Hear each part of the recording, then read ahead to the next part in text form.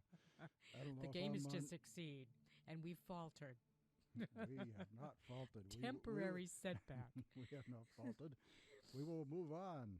We will Yes. move on. We will conquer. We will continue with our ghostly tales and maritime mysteries for this evening. All right. Why don't we do that then? That should pique a little interest tonight. All right. You want to In tell us lieu what of a that's- guest, we have to take a break every once in a while. Willie and I thought it would be a really good idea to research some strange events and maritime mysteries that we kind of uncovered in our research as we've, looked for different people to have on the show. So some of these unexplained events that we're going to tell you about has to do with the ocean, with the sea, or from the environs, or from those who made their living from the sea. So our stories tonight focus on a broad range of events, from ships that disappear without a trace to ships that were once thought lost, only to reappear again years later, or ships that were found floating in the middle of nowhere with or without their crews. And we also found some interesting maritime premonitions and omens of disaster at sea, including multiple sightings of ghost ships that were destined to ride the oceans for eternity. So some of tonight's stories have been well documented and experienced by more than just one person, while other corroborating information found in newspaper articles or other publications tend to reinforce their veracity. Now, some of these incidents can possibly be accounted for. They can be explained away. But as for others, they simply can't be explained away. So Willie and I wanted to bring a few of these tales to your attention, and you can be devil's advocate and see if you can figure out exactly what did happen in some of these cases. Some of them are just kind of left to conjecture. We'll never know, because most of these people have long passed. So many of our tales tonight come from the internet, from research on the internet, but the bulk of mine in particular come from several books written by Robert Ellis Cahill.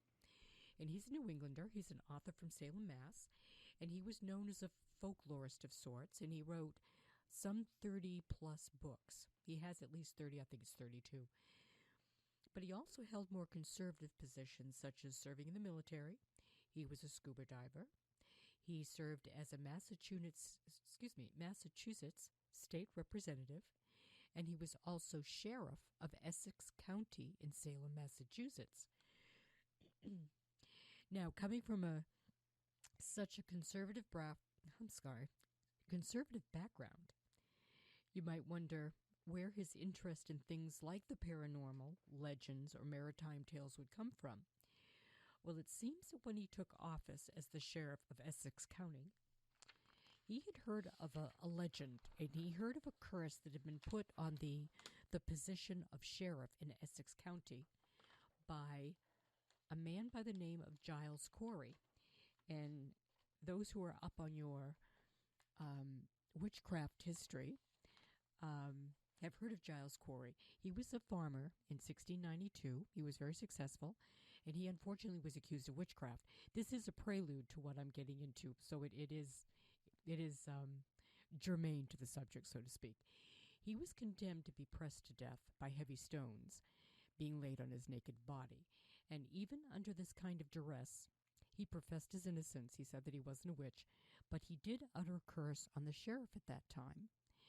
And it's thought that he cursed the remainder of the sheriffs to follow, although that's not really clear, but apparently the curse did carry through.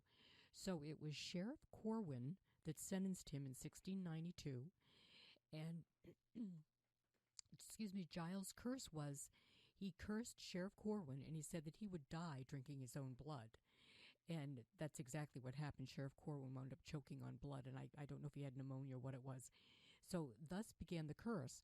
So when Robert Ellis Cahill took the office of sheriff, he wanted to look into this. And while he did that, in his research, he began to uncover other strange, inexplicable New England tales, some of which we're going to tell you about tonight. So, our first area of interest tonight, we've titled it Strange Appearances and Disappearances of Ships. And I'd like to preface the following story with some ironic information. There are some names that seem to be unlucky for ships, and naming a ship unwisely might contribute to its demise. Demise. According to Bob Cahill, in his book Strange Sea Sagas, he writes, "Ask any old New England sailor, and he'll tell you much about what is in a name. And he will also warn you never to set foot on a ship named Glasgow, Portland, Mary, Elizabeth, Atlantic, or Seabird, just to name a few." So, our first tale starts with one of those jinxed ships with the name of Seabird that has a very odd tale to it.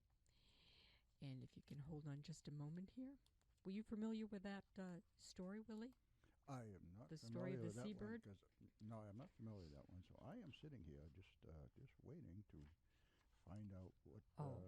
But Seabird wasn't on the list of cursed names, though, was it? Actually, it was, yeah. I They had about 10 of them. I guess I missed one. If I looked in the right book, I might find it here. Okay. That has a lot to do Hey, with we'll it. give you a second shot at it. I mean, we've been off for 2 weeks now. I know. It's We're a kinda- little rusty. Hey, I'm not sure I'm going to remember to push the right buttons over here. So Well, so Seabird is one of the names that you shouldn't name a ship, only because there have been several that have capsized or simply had accidents.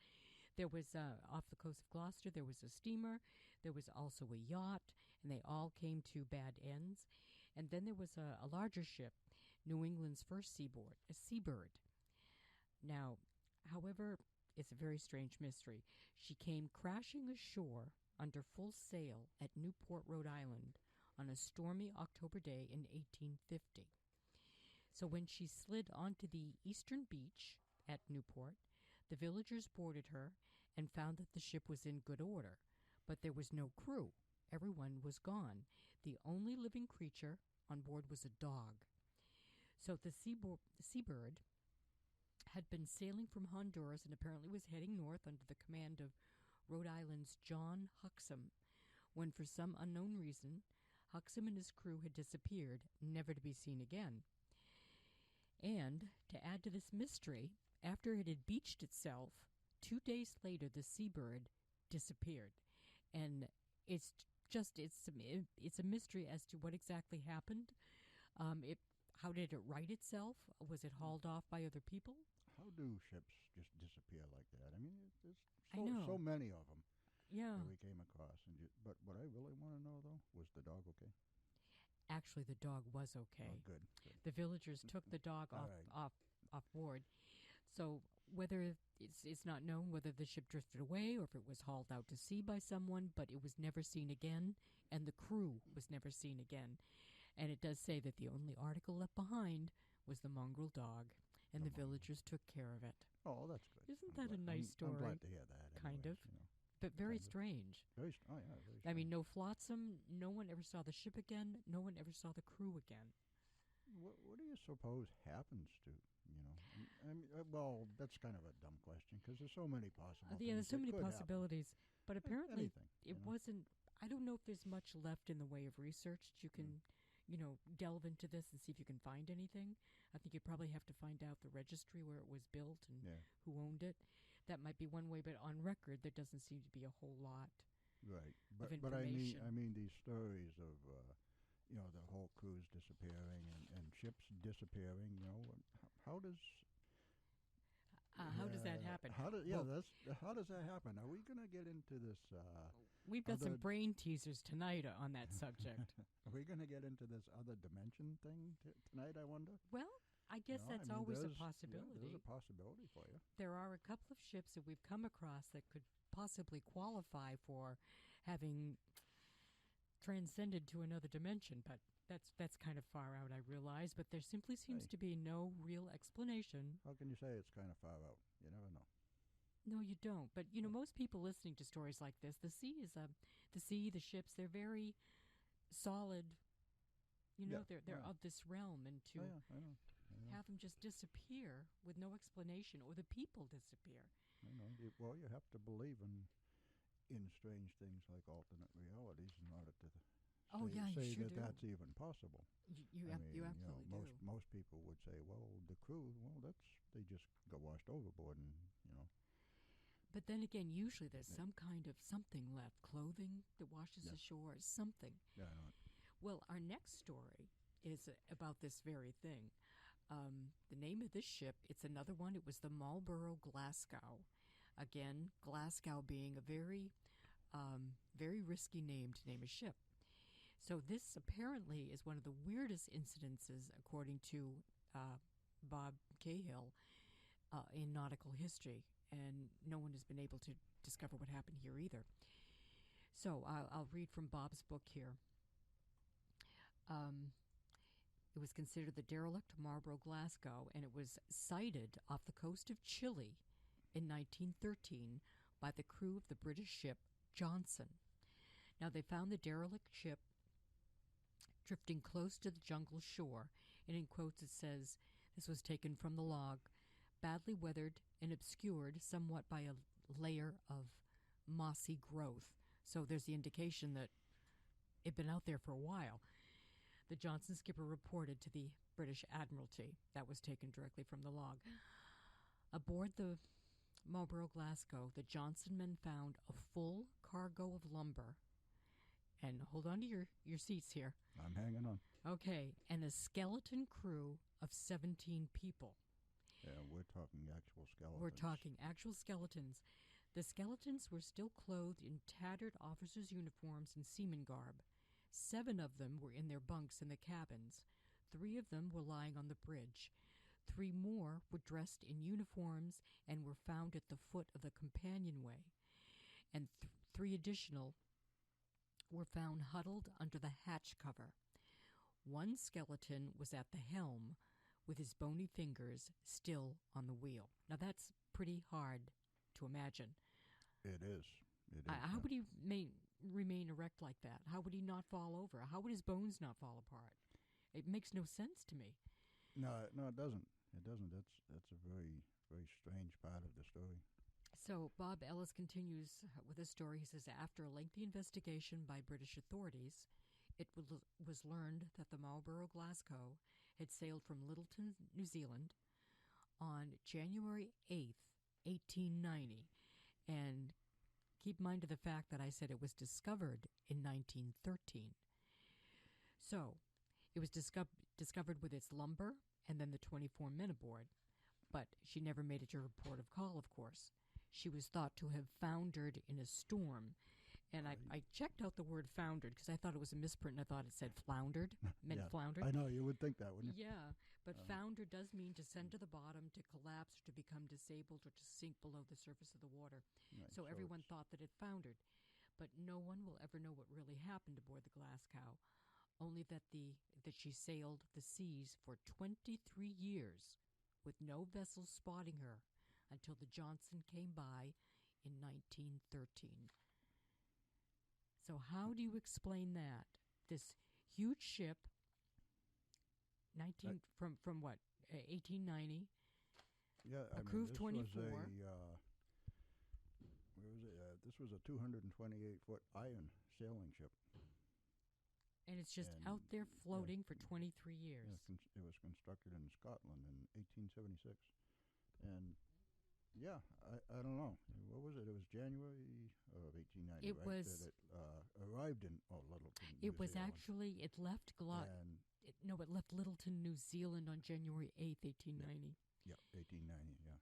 And then it's discovered 23 years later. Right. With moss on the ship and the skeletons still in their clothes. That is just chilling and mind-boggling to me. Chilling and mind-boggling. Yes, both. Well, simultaneously. That alone is miraculous. At the same time? That's what simultaneous means, Willie. All right. Also, I don't know if you came across it, but her sister ship, the Dunedin, which sailed from, I'm going to screw this up, Umbaru. A few weeks later, after the Marlborough, was also posted as missing and was thought to be lost in the same region. Lost to be in the same what? In the same region. Oh, really? However, her disappearance, a number of strange sightings have been reported. About a year later, in 1891, Captain McKeel and the crew of the schooner Maud S. reported seeing a number of men whom they believed to be British seamen singling off one of the islands near Cape Horn. Unfortunately, they were unable to attempt a rescue mission due to poor weather conditions, which is pretty normal around there. Where was this? Cape Horn, did you say? Cape Horn, yes. Yeah, terrible weather conditions there sometimes. It was suspected by McNeil that these men might have been either the Marlborough or the Dunedin survivors. So there's two sister ships. That's right, because they both disappeared. On the Marlborough Glasgow, there was a crew of 24 and 17 skeletons were found. So someone made it. Yeah, apparently someone made it, or maybe died. Yeah. So there's 7 unaccounted for. Well, that's really interesting. I hadn't.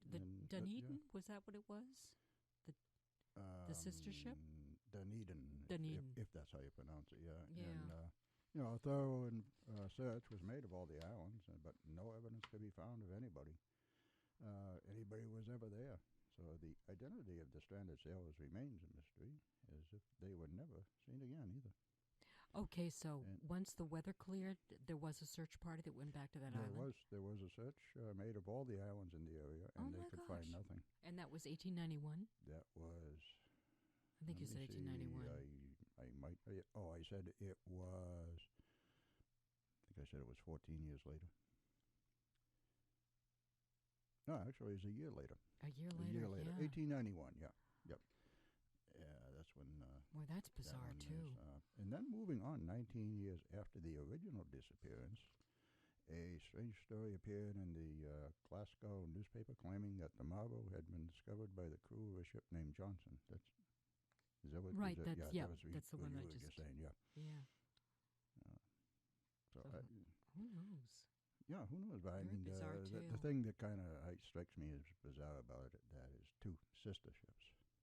Yeah, 2 sister ships, yeah. Both disappearing in generally the same area with no real explanation. And then they find, what was it, 19 years later you said? 23. 23 years later. Yeah. They find one of them with, I don't know. And the crew from the Johnson, they had to, of course, verify everything that they witnessed. They wrote it all down and they sent it to the British Admiralty. They had to account for what they found. So that stuff is pretty well documented. And to consider someone standing at the helm with his fingers still on the wheel, just creepy. And very sad, too, tragic. Well, all of these stories are tragic. Yeah, we've got some more coming up, too. No question about that. There's one that is a bit more well-known, which is the Mary Celeste, and Willy's going to talk to us about that one. But still a mystery to a lot of people. Not everybody's heard about this one. Mary Celeste was one of the better-known maritime mysteries, thanks in part to Sir Arthur Conan Doyle of the Sherlock Holmes fame. Yeah, but I think he elaborated on that. Oh, yeah, it was a different ship, different name, but it was very close, and so I guess that just kind of gave But early in his writing career, he wrote a short fiction story based closely on the mystery of a ship that he called the Marie Celeste. So many people, get the names mixed up and still wrongly refer to her today. There were many factual similarities to the account, although artistic license made Doyle's version far more mystifying and dramatic. The real story and a lot of his creativity is still misconceived. Many to be true. But I broke my computer. That's so what is the history actually of the Mary Celeste then? Well, let's see. The Mary Celeste, I'm glad you asked me that question, was a 282-ton brigantine launched in May of 1861. She was originally named the Amazon. Throughout most of her 24-year life, she was blighted with misfortune. During her maiden voyage, her first captain, Robert McClellan, died of pneumonia just over a week after taking command. The next captain, John Nutting Parker, while on his maiden voyage, had to return straight back to port for repairs after colliding with a fishing vessel. While still in the shipyard for this incident, a fire broke out on board, causing extensive damage. Misfortune was also experienced by the next master, too. During his first transatlantic voyage with her, he collided with and sunk another vessel near Dover in the English Channel. He was relieved of his command over this incident, and she then experienced a period of around 6 years of reasonable success, working trade routes around the Americas and with no notable incidents. However, this run of fortune ended in 1867 when she ran aground at Glace Bay near Nova Scotia. She was badly damaged. The Amazon was eventually salvaged and by 1869 had been completely rebuilt and renamed Mary Celeste. And? I thought maybe you were going to throw something in there. And then, let's see, on November 7th of 1872, she set sail from the American port of New York to Genoa in Italy, where she was loaded with 1,701 barrels of alcohol intended for the enrichment. Denatured alcohol, I might add, so it was not potable. It was poisonous to drink. My book doesn't say that. But that is the truth. Well, anyways, it was for the enrichment of Italian wines. So, yeah, we knew that there wasn't, actual drinking alcohol, although some people would. Yeah, no, it wasn't. I thought maybe it was for tanning hides, tanning leather or something. Denatured alcohol. It could have been because, Italy's big on leather goods. Yeah, but the account that I read was for to add to the wine. But denatured alcohol is not potable. Like maybe after you add it to the wine, it is. I don't know. Ooh. But that's what maybe it there's a says. way to change its chemical composition. Maybe. I mean, but in the barrels, it wasn't potable. Yeah. I mean, my account was just 1,701 barrels of alcohol.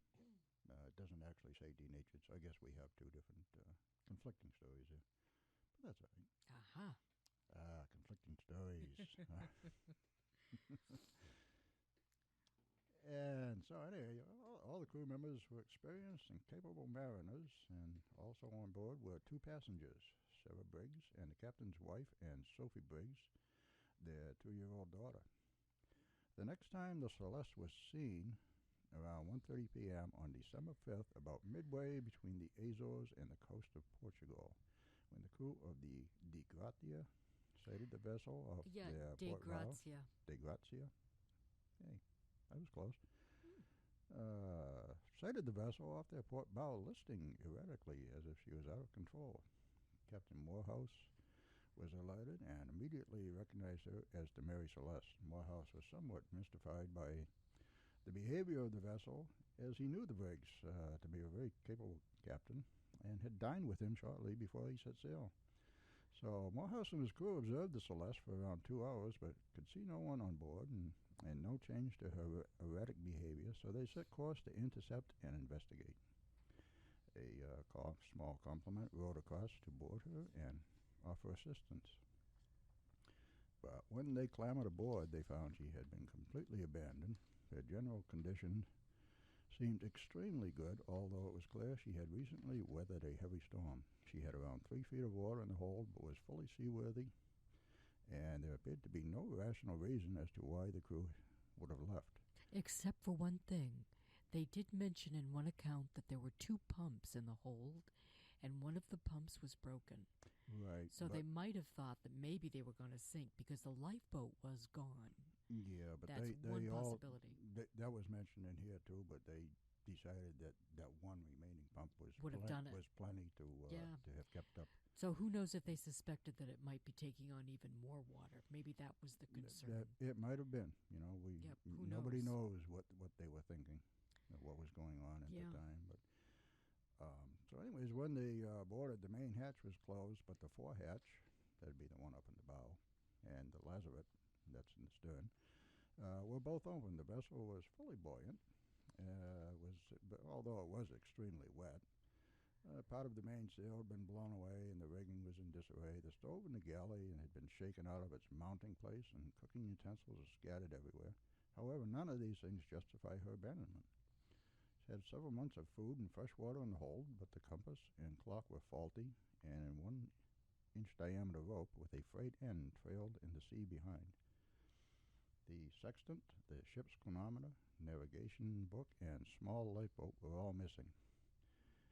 And it appeared she had been abandoned in a hurry, as everything of value was still on board, Yeah. including the crew's personal effects, the cargo, which was valued at the time at $35,000. So chances are it wasn't pirates that came on board. So No, and pirates wouldn't have left the cargo like that. No.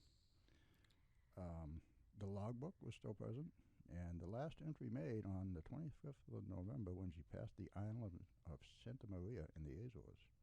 The 25th of November? 25th of November. And it wasn't discovered until the 4th or the 5th. There's some discrepancy on that date, but that's several days later. Very strange. Actually, it was discovered, didn't I say December something? Yep, December 4th. Yeah, that's what I thought, yeah. 4th or 5th. So Morehouse and his crew sailed both vessels to Gibraltar, the Di Grazia, arriving late evening on the 12th of December, and Mary Celeste a short time after. So, what happened? I don't know. Yeah. I had read a long time ago that the tables were set and that they were getting ready to eat, but according to the accounts that I've now discovered, food wasn't even being prepared. So it sort of adds less to the mystery. It almost seems like someone made the decision to abandon ship. But the question is why? Yeah, exactly. That's the mystery part of it, is why. And, chances are that darn lifeboat probably capsized. Yeah. I mean, so they probably ended up, just capsizing in the lifeboat and lost at sea. But why did they abandon the ship? There was actually in perfectly seaworthy condition. Left everything behind. Yeah. There's something was strange. They went on to say, I don't know if it's in your account, Willie, but it says that the salvage hearings in Gibraltar following the recovery, the court's officers considered various possibilities of foul play, including mutiny by the Mary Celeste crew, or piracy by the Del Grazia crew or others, or conspiracy to carry out insurance or salvage fraud. But there was no real convincing evidence to support any of these theories. But since everything still was kind of unresolved, the insurance claim was satisfied, but it was a relatively low salvage award. Yeah. So I think they got like either 1/5 or 1/6 of the value of the cargo. Because they just weren't believed. They thought that there was foul play somewhere, but they couldn't prove it. I also do have here that Morehouse and his men were initially under suspicion of murdering the Celeste crew and passengers to gain the salvage value of the ship. But that doesn't make any sense. There were a number of flaws in the theory, and Morehouse and Briggs were very good, friends. They dined together shortly before, and so that was, Plus, the cargo was there. Why would he kill his friend?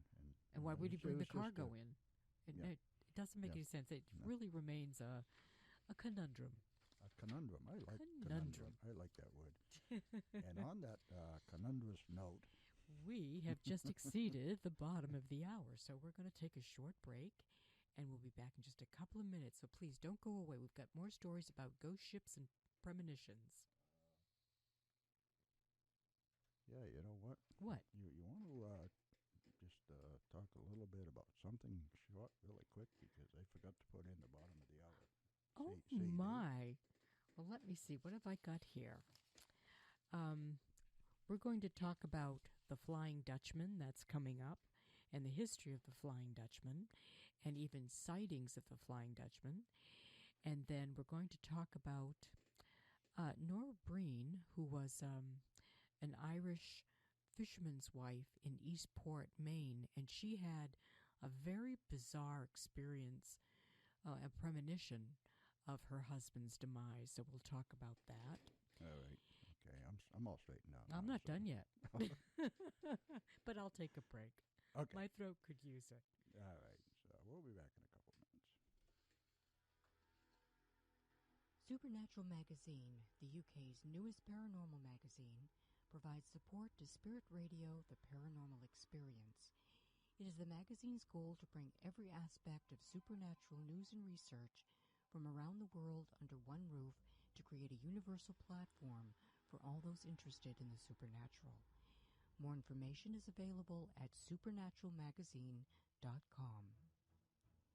You are listening to Spirit Radio, the Paranormal Experience on WSCA 106.1 FM, and we'll be right back after this short break.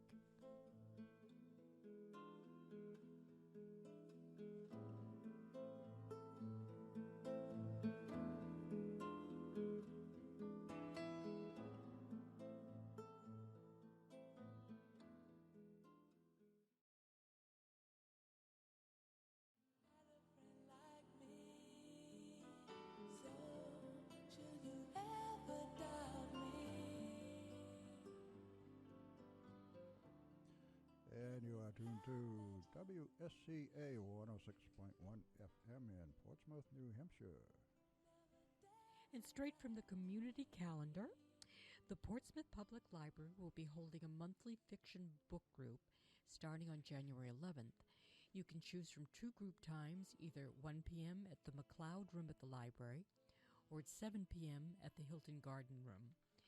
The books covered include, on January 11th, The Pomegranate Soup by Marcia Mayron, I guess you pronounce it. February 8th, Major Pettigrew's Last Stand by Helen Simonson.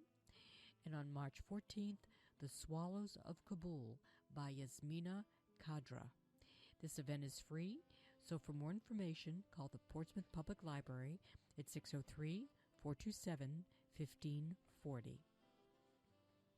All right, and for upcoming guests to the program, next week, January 9th, we welcome back once again our good friend Jeremy D'Entremont. He will return to the studio once again to discuss his latest trip to the West Coast with his upcoming book on West Coast lighthouses and the ghosts of the West Coast lighthouses, actually. Right, they're associated ghosts.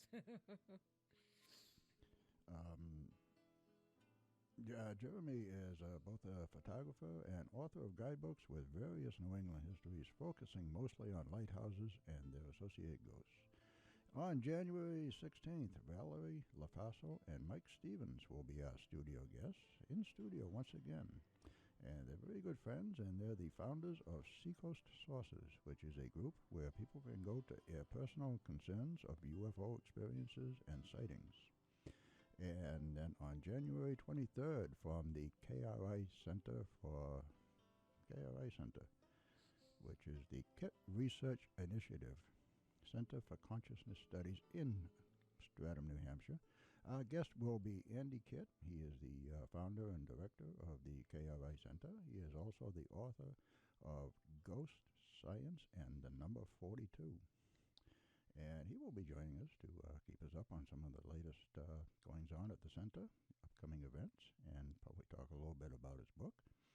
And then on January 30th, we'll welcome back Reverend Betty Comerford and her writing and investigating partner, Reverend Steve Wilson, who again will join us in the studio to assist those who suspect they might have empathic abilities.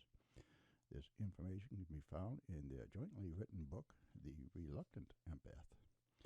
And on February 6th, Sarah Soderlund is another one of those people dogged by her psychic experiences. Her book, Haunted by the Abyss, is a first-hand account of encounters with a demonic force, aliens, spirits, and a Missouri cemetery, and much more. Oh, that sounds neat, too. Sounds interesting. Yeah. And hey, that's, I think, her first book. The next 3 weeks in a row, we have guests in the studio. Yes, that's going to be fun. I know, that's a treat, isn't it? Yeah, the dynamics are fun. Somebody here to bounce stuff off of. Yeah, we usually have people on the telephone, and which is great. But yeah, it's not nice to see the expressions on people's faces too. It's not quite the same. Yeah. Oh, cool. So. Well, getting back to our stories tonight, Willy was going to tell us a story about another maritime mystery that is kind of left unsolved. Once upon a time, 3 sailors sat around the campfire. All of a sudden, the captain spoke up and said, "Give us a story, mate." So the mate began as follows. Yeah? It was a dark and stormy night. Yeah. 3 sailors sat around the campfire, telling ghosts. Yeah, okay, never mind. How unusual. I don't know why I thought of that. That was a story my father used to tell us when we were just little kids, you know. Well, this one is about 3 people out in a lighthouse off the coast of Ireland. It is. It's the lighthouse keepers off the coast of Ireland. It's the Eileen Moor. It's the largest of the Scottish Flannan Islands. It covers an area of 39 acres. Wow. Acres. And rises almost 290 feet above the sea. The uninhabited island is located 15 miles west of Scotland's Isle of Lewis. Although uninhabited, the island had always had an air of mystery about it and was known to be frequented by an Irish bishop who, after a pilgrimage to Rome, built a chapel there. The island was also rather popular amongst local sheep herders who would often bring sheep over to graze. They, however, would never stay overnight because of superstitions. I wrote my computer again, so they were fearful of strange spirits and little people. Little people Story again. I know it. I remember the last little people story I tried to tell. Hilarious. So you know what? I'm just going to skip right over the little people. Oh, okay. But I did have a question. Did you say 39 acres? I believe I did. Well, said 39 acres. So they brought their sheep over, and I wonder if there were any animals on the island that would have eaten their sheep or, attacked their sheep if they didn't stay there. Well, they wouldn't stay overnight, but they'd leave the sheep by themselves? Apparently. I don't know. It's either that or they brought the sheep over and took them home at night. Could be. I doubt it, though. Maybe the sheep just weren't afraid of the little people. I can't answer that question. I'm sorry. I didn't mean to stress your brain waves. Well, that doesn't take much happens right every now. time we talk about little people. I don't. So, I don't know. What do you think? Well, it would be best. Go ahead and tell I'd love to hear this story.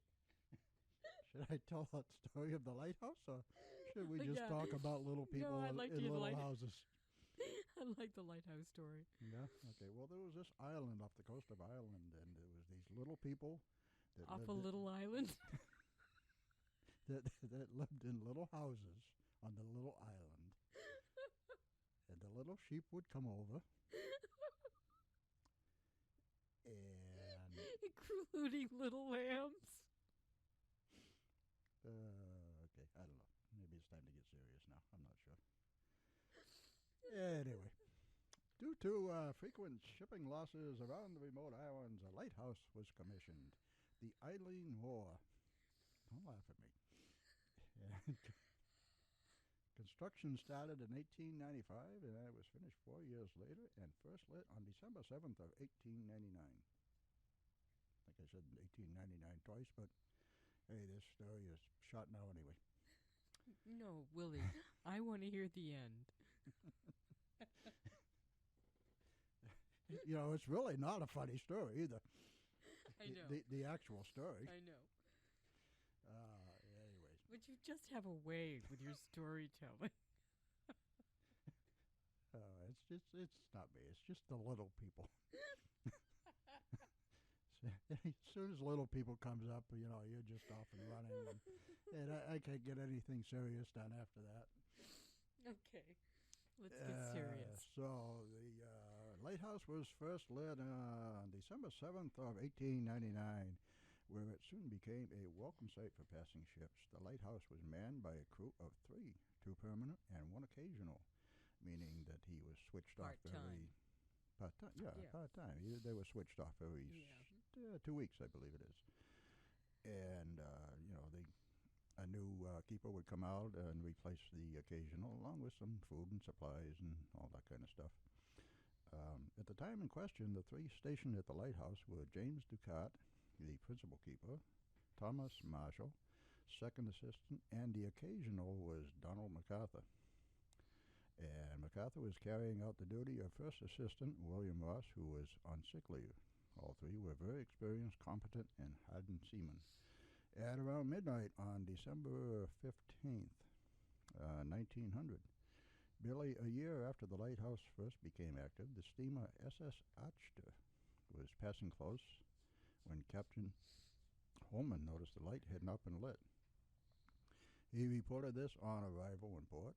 However, this information was not passed on to the commissioners of the Northern Lighthouse Board until after the full extent of the tragedy had been discovered. It was on December 26th, the steamer SS Hesperus, commanded by Captain Harvey, transported the replacement keeper, Joseph Moore, to the lighthouse to carry out his shift. As they approached the island, they noticed the lighthouse relief flag was not flying and assumed the crew had not seen them approach. They sounded the ship's horn several times and fired a rocket, but no reply was forthcoming and no sign of life was visible. Eventually, Harvey dispatched Moore in a small boat to go and investigate. So when Moore investigated the lighthouse, he found the entrance gate was closed but not locked. He proceeded to check the entrance door leading to the kitchen and storeroom, which was also closed but unlocked, as was the door inside. But the inner and outer kitchen doors were both open. Inside, everything seemed perfectly fine. No sign of struggle, no foul play. The lamps were lit. Not lit, they were fully prepared and ready to be lit. And the washing was all done, completed. The only thing strange was an upturned chair found alongside the table, as if somebody had jumped up in a hurry and knocked it over. And there were just no men. Nobody was there. And place was deserted. The clock had stopped. It was apparent the fire had not been lit in several days. The clock had stopped? The clock had stopped. But this was in 1900, it was a wind-up clock. But still, they were darn good clocks. Yeah. But the worst, there was no sign of life. Ducat, Thomas Marshall, and Donald MacArthur all completely vanished.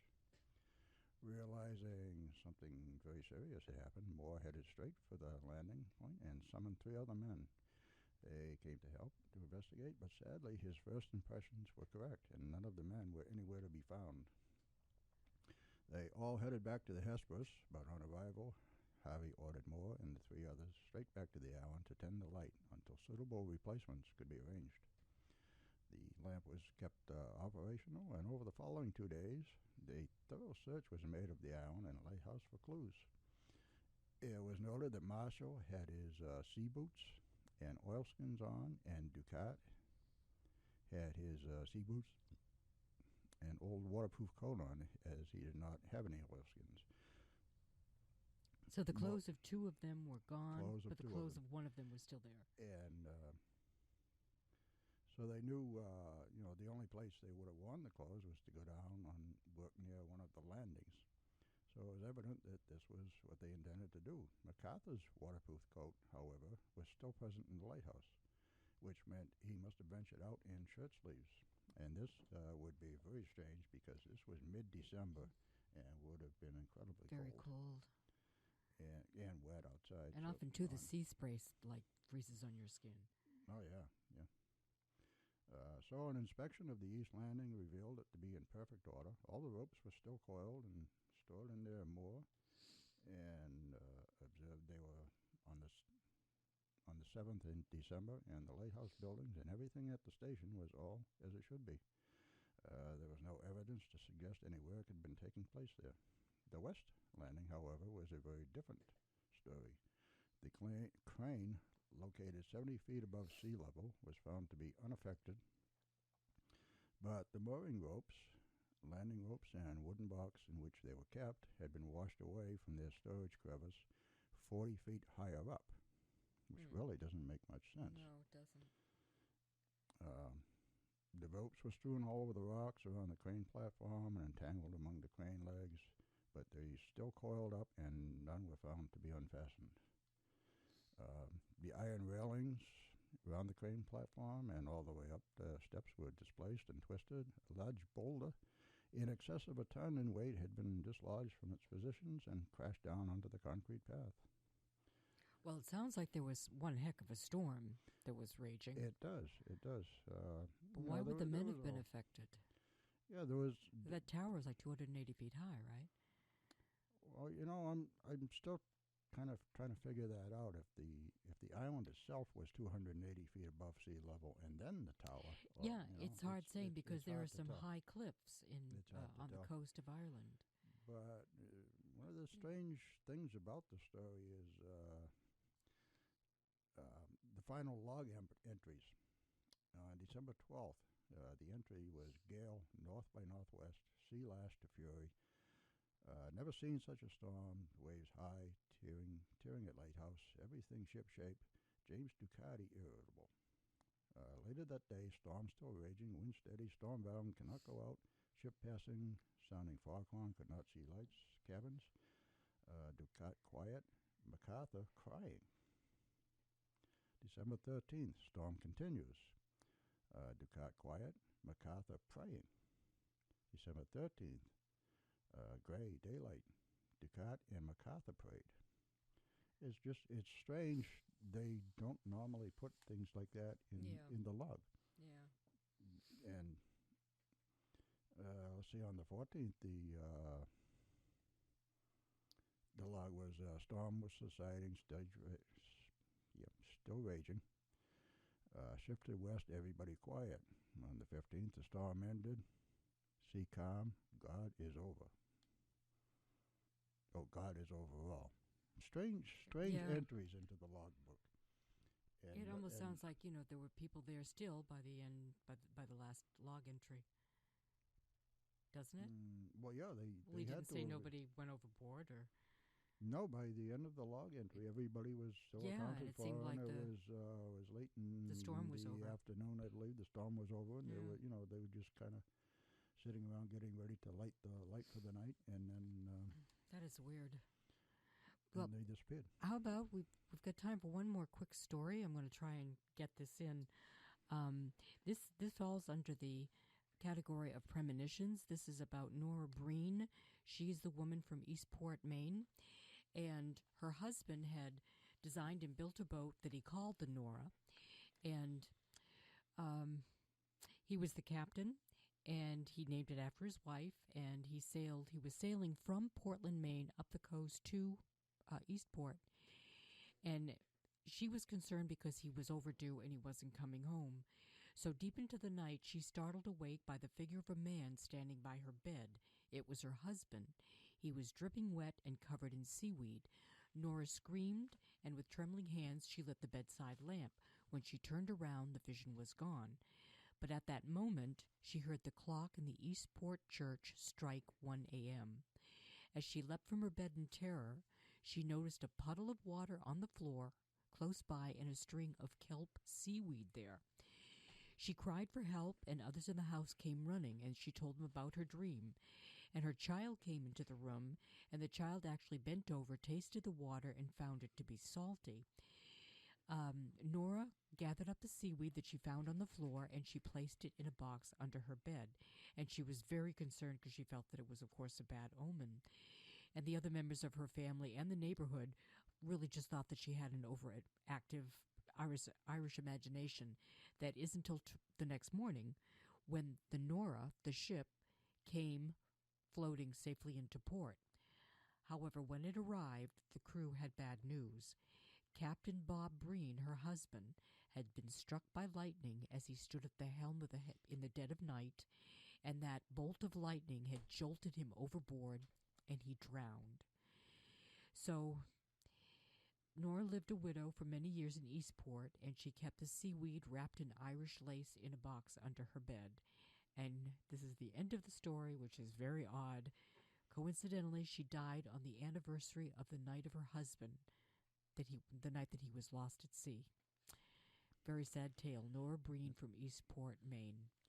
Very and sad. With that is the end of our tales for the evening. That is the end of our tales, and we didn't get them all in because even when we don't have a guest, we don't seem to be able to get done on time. So, and so I don't know. The moral of the story is It may be a cold, nasty night in New England, but there's worse things at sea. Yeah. I know that was corny, but I had to do it. No, the sea holds a lot of danger. It does. Okay, well, is that about it? That's about it. Okay, well, that is Spirit Radio, the paranormal experience. And that wraps us up for another week. Craig is coming up, right? Craig is coming up Yep. with the graveyard shift in just a couple of minutes.